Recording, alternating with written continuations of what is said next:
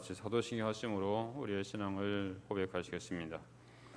나는 전능하신 아버지 하나님 천지의 창조주를 믿습니다. 나는 그의 유일하신 아들 우리 주 예수 그리스도를 믿습니다. 그는 성령으로 잉태되어 동정녀 마리아에게서 나시고 본디오 빌라도에게 고난을 받아 십자가에 못 박혀 죽으시고 장사된 지 사흘 만에 죽은 자 가운데서 다시 살아나셨으며 하늘에 오르시어 전능하신 아버지 하나님 우편에 앉아 계시다가 거기로부터 살아있는 자와 죽은 자를 심판하러 오십니다. 나는 성령을 믿으며 거룩한 공교회와 성도의 교제와 죄를 용서받는 것과 몸의 부활과 영생을 믿습니다. 아멘. 찬송가 261장입니다.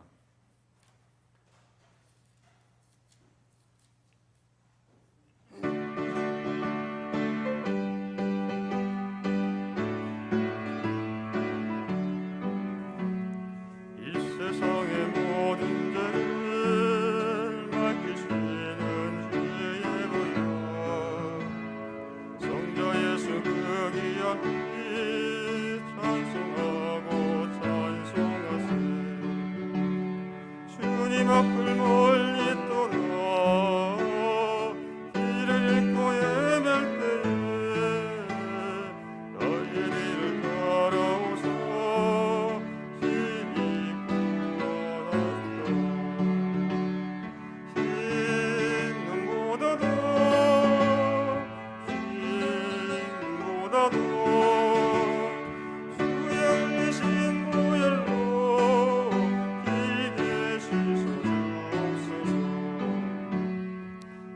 시간을 쓰셨으니 이로 얼굴을 드셨고 십자가의 모든 것도 나를 위해 당하셨네. 말로 명할 수 없는 구세주의 구속하신 은혜와 크신 사랑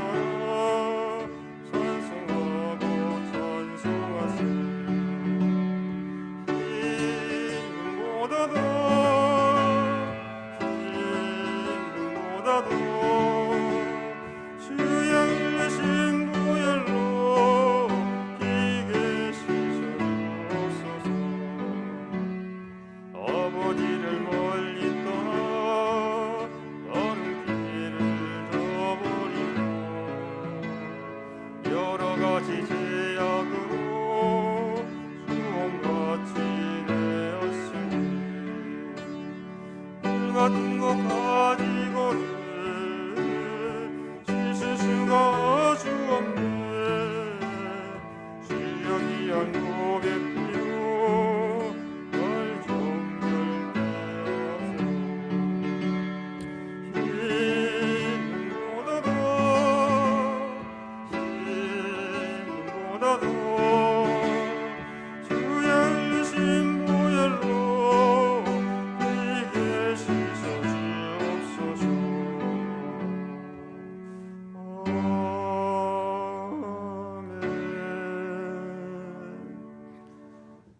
이 시간을 대표해서 추영희 집사님 기도하시겠습니다.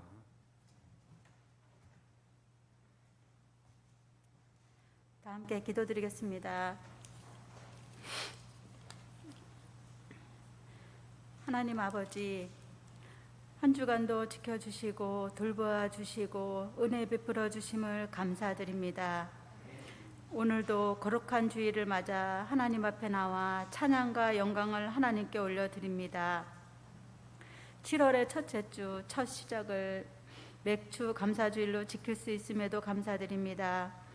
공중의 새도 먹이시고 들의 백합화도 입혀주시며 때에 따라 이른 비와 늦은 비를 곡식이 자라나게 하시며 우리의 먹고 마시는 양식을 베풀어 주시는 하나님, 하나님의 은혜로 날마다 살아가게 하심을 감사드립니다. 아직도 어린아이와 같이 믿음의 큰 눈을 뜨지 못하고 우리의 욕심 따라 편한 것, 즐거운 것만 찾아 살아가는 우리의 육신을 용서하여 주시옵소서. 믿음으로 이 시간도 하나님 말씀 듣게 하시고 주님의 말씀 따라 행하게 하시며 또 기도로서 하나님과 동행하며 살아갈 수 있는 저희들이 다 될 수 있게 도와주시옵소서. 또한 참빛교회를 통하여 우리의 젊은 용사들이 많이들 나와서 주님의 말씀을 듣고 또 영접하여 하나님이 주시는 꿈과 비전을 통해 이 나라, 이 세계를 이끌어갈 수 있는 훌륭한 일꾼들로 삼아 주시옵소서. 또한 멀리서 예배를 같이 하는 한빛부대원들에게도 동일한 은혜를 베풀어 주시며 힘들고 어려운 상황 속에서도 함께 하시는 주님을 믿고 잘 이겨내기를 기도합니다. 오늘도 참빛교회를 섬기는 각 가정마다 하나님의 사랑과 축복이 날마다 임하게 하여 주시옵시며 이 시간도 언제나 한결같이 하나님을 위하여 성도들을 위하여 날마다 기도하시며 말씀으로 세워가시는 목사님에게도 성령으로 충만케 하시고 목사님 가정에도 건강과 축복이 날마다 넘치게 하여 주시옵소서. 감사함으로 금문에 들어가기를 원하며 예수님의 이름으로 기도드렸습니다. 아멘.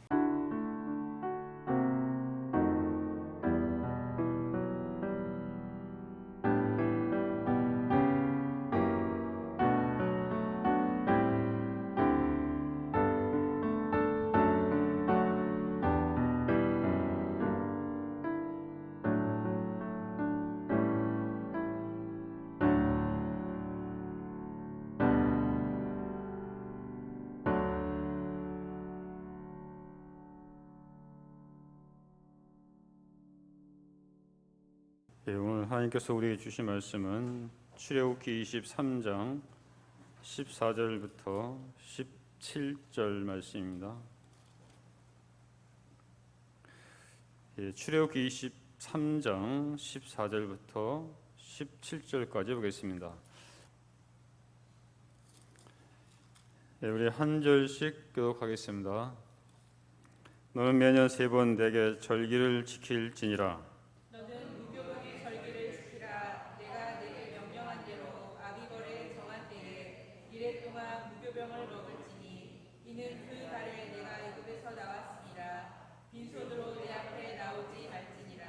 맥추절을 지키라. 이는 내가 수고하여 밭에 뿌린 것에 첫 열매를 거둠이니라.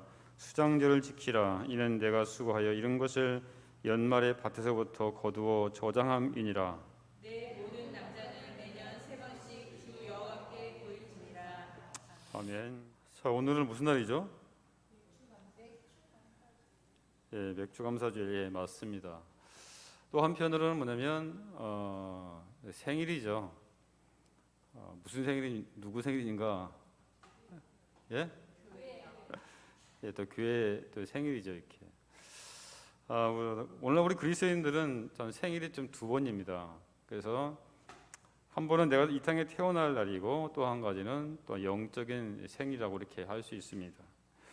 이스라엘 백성들의 영적인 생활은 모두 똑같습니다. 즉 모든 이스라엘 백성들은 바로 이 출애굽을 통해서 하나님 백성으로 새로 태어났죠. 그렇기 때문에 이스라엘 백성의 생명은 바로 하나님이 주신 것이고 그리고 그들의 재산도 바로 하나님이 이게 주신 것이라고 할 수 있습니다. 보통 이방인들은 추수를 하든지 또한 좋은 일이 있으면 자기 신에게 제사를 드리고 잔치를 베풀어서 먹고 마시고 했습니다. 하지만 하나님께서는 이스라엘 백성들의 추수를 모두 구원과 연결시켜 줬습니다. 하나님께서는 이스라엘 백성들에게 3대 절기를 지키게 하셨는데 이 모든 절기가 바로 출애굽과 연관되어 있다는 것입니다. 자, 6월절은 노예 생활을 하던 애굽에서 구원해 주신 은혜에 감사드리는 그러한 절기입니다. 또한 수장절은 초막절, 장막절이라도 하는데 이스라엘 백성들이 출애굽 후 40년 광야 생활 동안에 하나님께서 보여주신 그 은혜에 감사해서 드리는 그러한 절기입니다. 맥추절은 6월절 후 7주 지나서 50일째 되는 날로 그래서 오순절 77절이라고 부르면서 보리농사의 첫 열매를 드린다고 하여 또한 초실절이라고 그렇게 부르고 있습니다. 이 맥추절은 풍성한 곡물을 허락하신 하나님의 은혜에 감사하는 절기입니다. 오늘은 맥주 감사주일로 드리고 있습니다. 자, 그렇다면 이 맥주 감사주일이 왜 중요한지 그것을 한번 이렇게 오늘 말씀을 통해서 한번 다시 우리가 살펴보도록 하겠습니다. 자, 본문 16절 보면 맥주절을 지키라고 하나님께서 명령하셨습니다. 또한 출애굽기 34장 27절에도 77절 곧 맥주의 초실절을 지키라 이렇게 하나님께서 명령했습니다. 그러니까 이 77절과 이 맥주절이 또한 오순절과 연관되어 있다는 것을 볼 수 있습니다. 그렇다면 맥주절은 언제인가요? 자, 이스라엘은 첫 이삭을 드리는 초실절이 두 번이 있었습니다. 첫 번째는 보리를 드리는 경우이고 두 번째는 밀을 드리는 경우입니다. 자, 그렇다면 보리는 언제 드렸냐? 6월절 다음 날인 무교절 첫날에 보리 이삭을 드렸다고 성경은 말씀해주고 있죠. 그리고 보리 이삭을 드리고 난 후 7주 지나서 첫 수확을 한 밀을 드렸는데 이것이 바로 맥주절입니다. 또한 보리 이삭을 드린 날로부터 7조가 되는 곧 49일이 된다고 해서 77절, 그리고 그 다음 날이 50일째 되는 날이라고 해서 오순절 이렇게 부르고 있는 것입니다. 자, 그런데 출애굽기 19장 1절을 보게 되면 이렇게 말씀이 나오죠. 한번 볼까요? 자, 여러분 출애굽기 19장 1절을 보겠습니다. 자, 이스라엘 자손이 애굽 땅을 떠난 지 3개월이 되던 날 그들이 시내 광야에 이르렀다 있습니다. 그러니까는 이스라엘 백성들이 출애굽한 때로부터 3개월째 되는 날, 그러니까는 3월 1일입니다. 3개월째 되는 날이라는 것은 3개월이 된 것이 아니라 3개월째, 3월 첫날이죠. 그래서 일명 히브리어 달력으로는 시완월이라고 하는데 오늘날 우리 양력으로 따지게 되면 보통 5 내지 6월 달에 해당되는 그런 달입니다.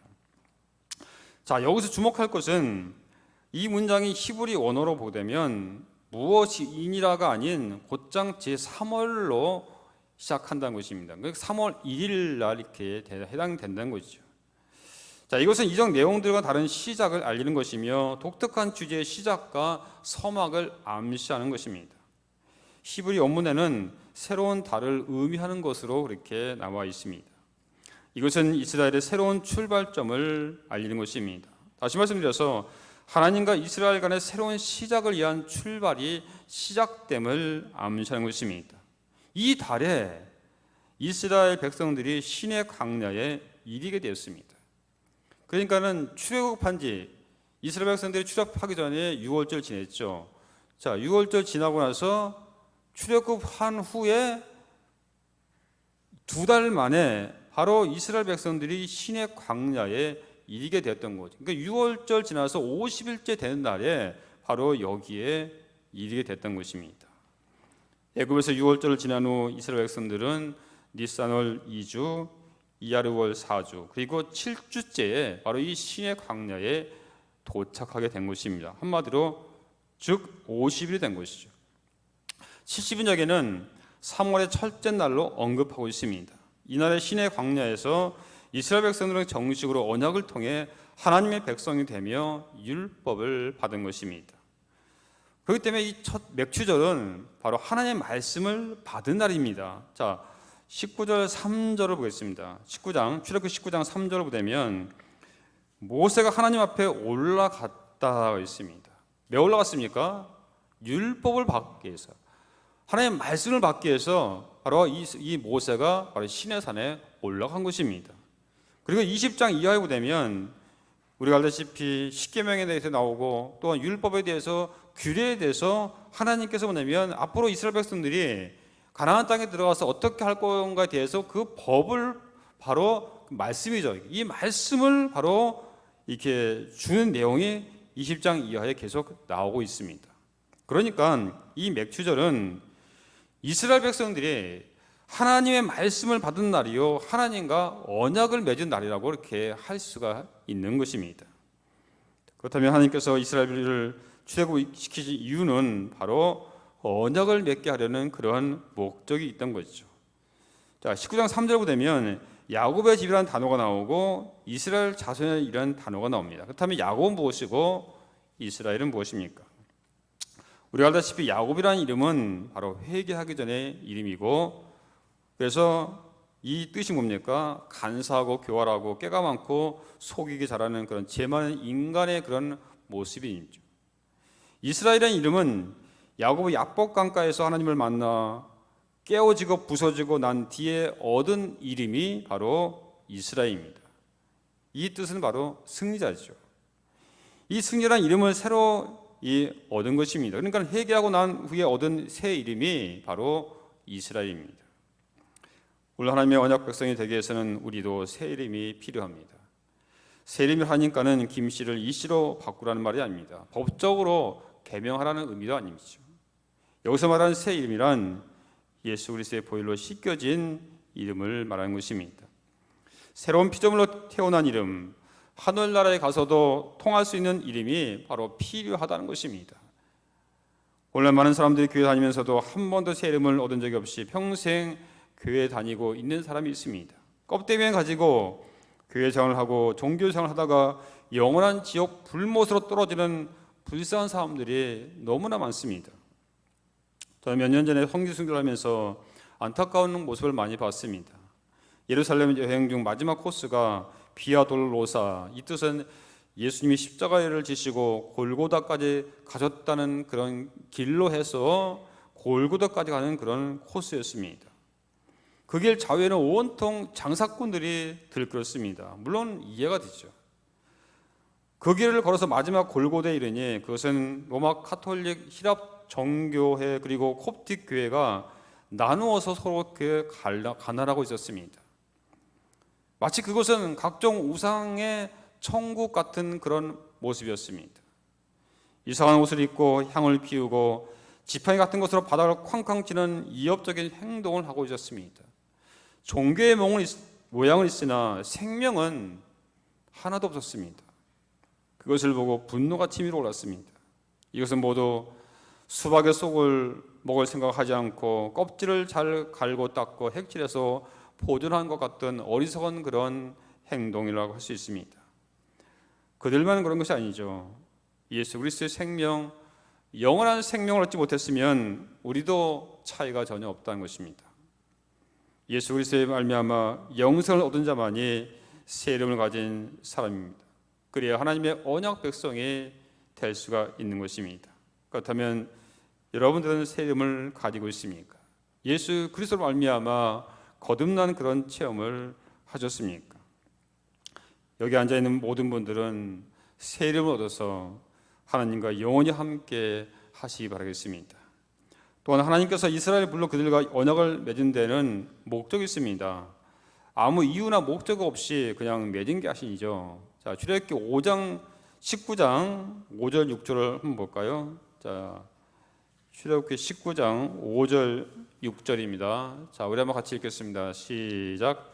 세계가 다 내게 속하였나니 너희가 내 말을 잘 듣고 내 언약을 지키면 너희는 모든 민족 중에서 내 소유가 되겠고 너희가 내게 대하여 제사장나라가 되며 거룩한 백성이 되리라. 너는 이 말을 이스라엘 자손에게 전할지니라. 자, 근데 이 말씀을 베드로 사도가 베드로전서 2장 9절에서 이렇게 또 했죠. 너희는 왕 같은 제사장이요 거룩한 나라요 그의 소유된 백성이니라고 그렇게 다시 말씀하고 있습니다. 구약 시대는 이스라엘이 하나님의 언약 백성이지만은 지금은 우리가 언약 백성입니다. 그들을 부르신 목적이나 오늘 우리를 불러 언약 백성 삼은 것은 같은 목적 때문이죠. 그 목적이 무엇입니까? 먼저 하나님의 소유가 되는 것입니다. 자, 소유라는 말은 히브리어로 스글라라고 하는데 이 단어는 귀한 물건이나 보배를 의미하는 것입니다. 나중에는 금이나 은을 가리키기도 합니다. 이스라엘 백성들이 언약 백성으로서 하나님의 말씀을 잘 지키면 하나님께 보물이 되겠다는 약속입니다. 보배로운 존재가 되겠다는 그런 말씀이죠. 이스라엘만 그런 것이 아니라 오늘 저와 여러분에도 마찬가지입니다. 세상에서는 버림받고 따돌림받고 치이고 인정받지 못하고 멍들고 깨지고 망가진 인생이라도 예수님께 나오게 되면 보배로운 인생이 된다는 것이죠. 보물 같은 존재가 되는 것입니다. 한 사람을 소개하겠습니다. 이 사람의 전기를 보되면 소년 시절에는 나쁜 짓과 죄진 것밖에 쓸 것이 없다고 했습니다. 부끄러움조차 모르는 아이 10살이 되기도 전에 벌써 상습적인 절도와 속이는 데 전문가가 되었습니다. 심지어는 아버지가 보관하고 있는 국고본까지 훔쳤습니다. 16살 때에는 거짓말쟁이요, 술주정뱅이였고 사기죄, 절도죄로 감옥까지 갔다 왔습니다. 싹수가 놀았습니다. 해도 너무나 하다는 생각이 들 정도로 한심한 그런 아이였습니다. 어느 면으로 보아도 가능성은 전혀 보이지 않는 그런 문제투성이 아이였습니다. 그러던 그가 예수를 만나서 완전히 변했습니다. 새로운 피조물이 됐던 것이죠. 이 사람이 누구냐? 바로 그 유명한 조지 물러입니다. 쓰레기였던 소년이 보배로운 사람으로 바뀐 것입니다. 한평생 동안 5만 번 이상의 기도 응답을 받은 기도의 용장이 되었고 기도만으로 수백 개의 고안을 세워 경영한 영국 고아의 아버지가 되었습니다. 그리고 믿음으로 산 사람의 본이 된 것이죠. 얼마나 가치 있게 바뀌었습니까? 누가 이렇게 바뀔지를 어떻게 하느냐 이거죠. 바로 예수님이 바로 그렇게 예수님 앞에 나오면 예수를 믿으면 그 쓰레기 같은 사람도 소년이라도 바뀔 수 있다는 것이죠. 하나님은 오늘 우리도 그렇게 되기를 원하십니다. 예수님 안에서 우리 모두 그렇게 될 수 있습니다. 거듭나면 모두 그렇게 될 수가 있는 거죠. 다 같이 한번 따라할까요? 나는 하나님의 보물이다. 예, 우리 형제들, 우리 또한 학생들, 나는 하나님의 보배란 존재다, 보물이다, 이런 마음 가지고 여러분이 이렇게 자랐으면 좋겠습니다. 여러분은 하찮은 그런 존재가 아니에요. 나는 뭐냐면 쓰레기 같은 인생이다, 그게 아니라 이거죠. 오늘 하나님께서 분명히 말씀해 주고 있습니다. 너는 보배란 존재다. 자, 두 번째 우리 부르신 목적은 제사장 나라가 되게 하는 것입니다. 자, 제사장은 뭡니까? 사람들 돕기 위해서 사람 편에 서서 하나님께 나아가는 사람입니다. 그러니까 하나님과 우리를 중보하는 역할이 바로 이 제사장이라는 것이죠. 제 가운데 고통당한 사람, 실패하고 쓰러져 허덕이는 사람, 무거운 짐을 지고 비틀거리는 사람의 문제를 껴안고 하나님께 나아가는 그런 사람이 바로 제사장이. 이스라엘이 부름받아 언약 백성 된 것은 온 세상을 향하여 제사장적 사명을 감당하라고 그렇게 부르신 것입니다. 오늘 우리도 이런 일을 하라고 부름받았고 하나님의 언약 백성이 된 것입니다. 나만을 위해 살라고 부름받은 것은 절대로 아닙니다. 나만을 위해 사는 사람은 아무짝에도 쓸모없는 사람이, 좀 심하게 말하면 이런 사람은 살 이유도 없고 존재할 이유가 없습니다. 빨리 지구를 떠나야 됩니다. 예수님 말미암아 하나님의 언약 백성이 되었으면 고통당하는 형제를 생각할 줄 알아야 됩니다. 잠 못 이루며 뒤척이는 사람의 아픔을 또한 헤아릴 줄 알아야 되는 것이죠. 죄 때문에 심하는 영혼의 탄식 소리를 들을 줄 알아야 합니다. 이들을 도와주라고 이들의 문제를 내 문제로 껴안고 함께 아파라고 우리를 언약 백성 되게 하신 줄 여러분 믿으시기 바랍니다. 세 번째는 거룩한 백성이 되게 하는 것이죠. 당시 가나안 지역 사람들은 극도로 타락해 있었습니다. 음란하게 그지없었습니다. 이스라엘에 곧 들어가서 살게 될 이 가나안 땅에는 신전 창녀가 있었습니다. 그들의 신에게 제사하는 의식 가운데 공개적인 성행위가 포함될 정도로 그렇게 가나안 땅은 타락했습니다. 하나님께서는 이스라엘의 이런 민족들 가운데서 거룩하게 살라고, 성별되게 살라고, 그들과 다르게 살라고 언약 백성이 되게 하신 것입니다. 그래서 6절 하반절부 되면 거룩한 백성이 되라, 7절부터 15절에서는 외적인 성결을 말씀해 주고 있습니다. 하나님께서는 타락한 세상에서 속과 겉이 모두 성결하고 거룩하게 살라고 이스라엘 백성을 불러 언약 백성으로 만들었습니다.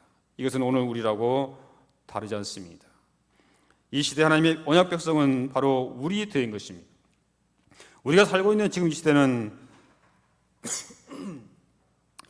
타락의 극을 달리고 있는 시대입니다. 얼마 전 서울대 보건대학원에서 서울시내 중고생 3,000명을 대상으로 성의식 조사를 했습니다. 혼전 순결이 필요하다고 생각하느냐는 질문에 대해서는 겨우 40%만 필요하다고 대답했습니다. 너무 충격적입니다. 젊은이만 그런 것이 아닙니다. 예수 없이 사는 사람들 대부분이 타락을 브레이크도 없이 전속력으로 질주하고 있습니다. 어떻게 보면 이 나라 전체가 술과 성적 타락으로 비틀거려 있는 그런 형국입니다. 이런 시대에 하나님은 우리를 향해 말씀하고 있습니다. 거룩하게 살아라. 구별되게 살아라. 세상에 성적으로 타락을 해도 너희들은 순결하게 살아라. 세상에 다 이혼을 해도 너희들은 죽음이 둘을 갈아놓을 때까지 함께 살아라. 세상에 다 사기꾼이 되어도 너희들은 정직하게 살아라. 세상에 다 거짓말해도 너희들은 아닌 것은 아니라고 해라. 세상에 다 비틀거려도 너희들은 맑은 정신으로 똑바로 걸어가라. 이렇게 말씀하고 있습니다. 이것이 우리를 부르신 목적입니다. 이것이 바로 언약 백성의 삶인 것입니다. 이렇게 타락한 시대에 하나님의 언약 백성만이 하나님의 유일한 소망인 것입니다. 우리마저 타락해서 세상과 같아지면 하나님께도 아무런 소망이 없어지는 것입니다. 여러분, 노아 홍수가 왜 일어났습니까? 당시 하나님의 백성마다 타락해 버리니까는 하나님에게 소망이 없어진 것입니다. 그래서 뭐냐면 온 세상은 물론 심판한 것입니다. 하나님께서 왜 우리를 불러 언약 백성을 되게 하셨습니까? 언약 백성으로 부름받은 목적을 바로 알아서 그 목적에 충실한 삶을 살라고 우리를 부르신 것입니다. 우리는 하나님의 목적을 따라 살아갈 때만 가장 아름답고 보람되고 행복한 삶을 살게 된 것입니다. 그래서 이 맥추절, 바로 7월 첫째 주 후반기 시작하는 이 새로운 시작을 알린 시점에서 바로 하나님께서 우리에게 이 말씀을 주신 이유가 무엇입니까? 우리를 언약 백성으로 삼아주신 이유가 뭡니까? 그래서 이 맥추절은 중요한 것이 우리에게 말씀을 바로 주신 것이죠. 그것을 다시 한번 새기면서 우리가 후반기를 시작했으면 좋겠습니다. 두 번째, 이 맥추절은 오순절에 이루어졌다는 사실이죠. 여러분, 오순절이 무슨 날입니까? 교회가 탄생한 날이죠. 사도행전 2장에 보면 오순절에 성령이 임했다고 있습니다. 즉 오순절 성령 사건으로 말미암아 이 교회가 바로 시작이 된 것입니다. 그렇다면 교회가 무엇입니까? 주님은 디모데전서 3장 15절에서 이 집은 살아계신 하나님의 교회요 진리의 기둥과 터라고 말씀하고 있습니다. 이 진리의 터전과 기둥이 교회라고 말씀했습니다. 사도 바울은 에베소에서 교회를 두 개의 상징으로 표현하고 있습니다. 첫 번째로 그리스도의 몸이죠. 에베소 1장 23절 보면 교회는 그의 몸이니 만물 안에서 만물을 충만하게 하신 자의 충만함이니라 했습니다. 그러니까 교회를 살아있는 기관이라고 말씀하고 있습니다. 교회는 이 땅에서 또 다른 모습으로 역사하시는 그리스도의 몸인 것입니다. 두 번째 상징은 바로 빌딩입니다. 에베소 2장 20절부터 22절에 표현하고 있는데, 근데 이 몸과 빌딩에는 중요한 공통점이 있습니다. 그것은 인격체가 거하는 장소죠. 여러분, 집은, 빌딩은 누가 살고 있습니까? 사람이 살고 있죠. 짐승을 키우기 위해서 빌딩을 짓는 사람은 없죠. 이렇게 바로 사람이 살고 있습니다. 사람을 살기 위해서 여러분 집을 짓고 바로 빌딩을 짓는 것입니다. 또한 몸은 영혼이 거하는 거죠. 그렇기 때문에 이 몸과 빌딩은 같은 공통점이 있다는 것입니다. 그러므로 교회는 이 땅에 하나님이 거하시는 처소인 동시에 이 땅에 예수님께서 친히 활동하시는 예수님 몸이라고 성경은 말씀하고 있는 것입니다. 그러면 몸으로 해서 교회는 무엇을 해야 됩니까? 왜 하나님께서는 교회를 만드셨습니까? 그리고 교회는 무엇을 해야 하는 것입니까? 성경은 교회를 빌딩이라고 말씀하고 있습니다. 그렇다면 빌딩을 짓기 위해서 무엇이 필요합니까? 터가 필요가 되겠죠. 교회를 세우기 위해서 하나님은 한 터를 만드셨는데 사도들과 선지자들의 터 위에 만드셨다고 했습니다. 사도들의 터란 신약 성경을 말씀한 것이고 선지자들의 터는 구약 성경을 뜻하는 것입니다. 즉 이 말은 신구약 성경 위에 교회를 세우셨다는 그런 말씀입니다. 한마디로 하나님 말씀 위에 교회를 세우신 것입니다. 그러므로 교회는 무엇을 가르쳐야 합니까? 교회는 구약 성경과 신약 성경을 모두 가르쳐야 됩니다. 신약 성경만 가르쳐도 안 되고 구약 성경만 가르쳐도 안 되는 것입니다. 터가 다른 성경 말씀 이외에 다른 것을 가르쳐서는 안 되는 것입니다. 만일 성경 외에 다른 것을 가르친다면 그것은 바로 이단 집단인 것이죠. 교회는 세상에 대해 가르치고 세상의 지혜를 전파하는 것이 아닙니다. 하나님의 말씀을 가르치는 것입니다. 신구약 성경 말씀을 계속해서 끊임없이 균형 있게 가르치는 교회가 바로 예수 그리스도가 세운 교회라고 말할 수가 있는 것입니다. 예수님이 세우신 이 터는 흔들린 적이 없습니다. 터가 흔들리면 건물이 무너지죠. 높은 건물을 세울 수 있는 것은 그 건물이 올라갈 수 있는 기초인 터를 깊고 튼튼하게 닦았기 때문입니다. 이것을 믿는다면 여러분은 진정으로 복음의 터 위에 여러분의 신앙을 쌓으셨습니까? 오늘날 수많은 교회가 있습니다. 하지만 복음이 없는 교회가 너무나 많다는 것입니다. 이 중요한 터전이 없는 교인들이 교회에 너무나 많다는 것이죠. 어떤 교회는 윤리와 도덕을 가르칩니다. 그렇다면 교회가 유교와 분리와 다른 점이 무엇이겠습니까? 어떤 교회는 사회사업을 가르치고 있습니다. 구제를 해야 한다고 말씀하고 있습니다. 그것이 교회의 본래 사명이라고 주장하는 그런 사람도 있습니다. 그렇다면 교회가 사회사업 기관과 다를 게 무엇이겠습니까? 어떤 교회는 화려한 예식을 중요시하고 있습니다. 또 어떤 교회는 병자를 고친다고 야단입니다. 정작 터를 삼아야 할 십자가와 예수님의 부활이 빠져 있는 것입니다. 우리 참빛교회가 7월 7일 날 세워졌습니다. 그래서 맥주절과 같이 매년 7월 첫째 주일에 기념 예배를 드리고 있습니다. 다시 한번 우리 교회가 세워진 그 목적과 사명을 우리가 다시 한번 알았으면 좋겠습니다. 마지막 세 번째는 이 맥주절은 광야 생활을 마친 후에 가나안 땅에 정착하여 첫 농사를 지어 그중 가장 귀한 열매를 감사해서 드리는 날입니다. 여러분, 첫 열매를 드린다는 것은 가장 귀한 것을 드리는 것이죠. 자, 그래서 오늘 본문에 보면 우리 읽지는 않았지만은 출애굽기 23장 19절을 보게 되면 네 토지에서 처음 거둔 열매의 가장 좋은 것을 가져다가 너희 하나님 여호와 전에 드릴지니라. 너는 염소의 끼를 그 어미젖으로 삼지 말지니라. 여기 보게 되면 처음 거둔 열매 가장 좋은 것을 가져다가 하나님께 드리라고 했죠. 가인과 아벨이 하나님께 제사를 드렸는데 아벨의 것은 받으시고 가인의 것은 받지 않으셨다고 말씀하고 있죠. 왜 그렇습니까? 아벨은 자신이 가지고 있는 중에서 가장 귀한 것을 드렸지만은 이 가인은 그렇게 하지 않았던 거죠. 아브라함은 가장 귀한 이삭을 하나님께 드렸습니다. 그런데 그 중심을 보신 하나님께서는 이삭 대신 다른 제물을 예비해 두셨습니다. 사라와 가브는 자신의 마지막 양식을 엘리야 선지자에게 드렸을 때 그들 모자는 흉년이 다하도록 가루와 기름이 끊이지 않는 축복을 받았습니다. 마리아는 값비싼 향유를 주님을 위해 드렸습니다. 주님은 이러한 마리아 행동을 보고 온천에 어디서든지 복음이 전파되는 곳에는 이 여자가 행한 일도 말하여 기억되리라 그렇게 칭찬하셨습니다. 하나님께서 가장 귀한 독생자 예수 그리스도를 우리를 위해 대속제물로 삼으셨습니다.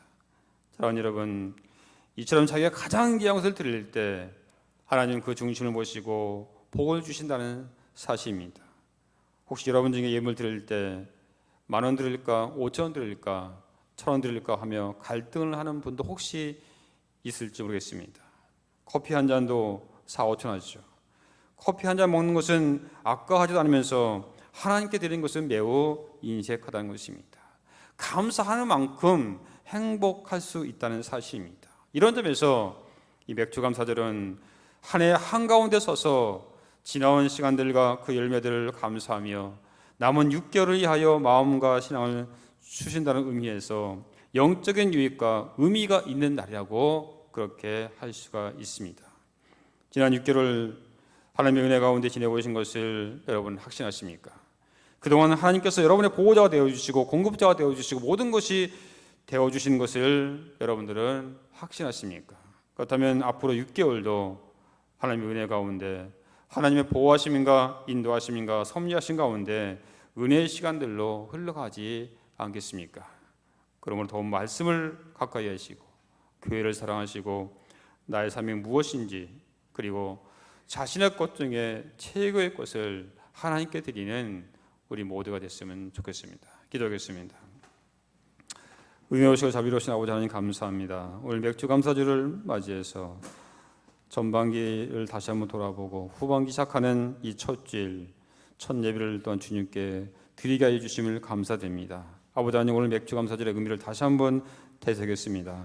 이날의 말씀을 받은 날이요, 이날은 또한 감사해서 가장 귀한 것을 또한 드린 날이요, 또한 교회가 시작되는 날임을 다시 한번 인식하고 생각하면서 이 후반기에도 주님께서 우리를 도와주시고 또한 인도해 주시고 공급해 주심으로 인해서 더욱더 하나님을 가까이 하는 저희 모든 사랑하는 성도들, 우리 용사들 되게 하여 주시옵소서. 예수님의 이름 감사하며 기도하옵나이다. 아멘. 이제는 우리 구주 예수 그리스도의 은혜가 하나님 아버지의 크진하신 사랑과 성령의 감화 감동 충만하신 은총이 오늘 맥주 감사주를 통하여 다시 한번 말씀을 가까이 하고 교회를 사랑하고 내 자신의 사명이 무엇인지 다시 한번 깨닫고 주님 뜻대로 부르심에 순종하며 나가기 원하는 사랑하는 모든 성도들 머리머리 위에가 우리 용사들 멀리 남산에 수고하고 있는 우리 또한 한빛부대, 우리 또한 장병 용사들 머리머리 위에, 그리고 그들 가정 위에, 우리나라 육해공군 해병대 위에 이제로부터 영원토록 함께 하실 것을 간절히 축원하옵나이다. 아멘.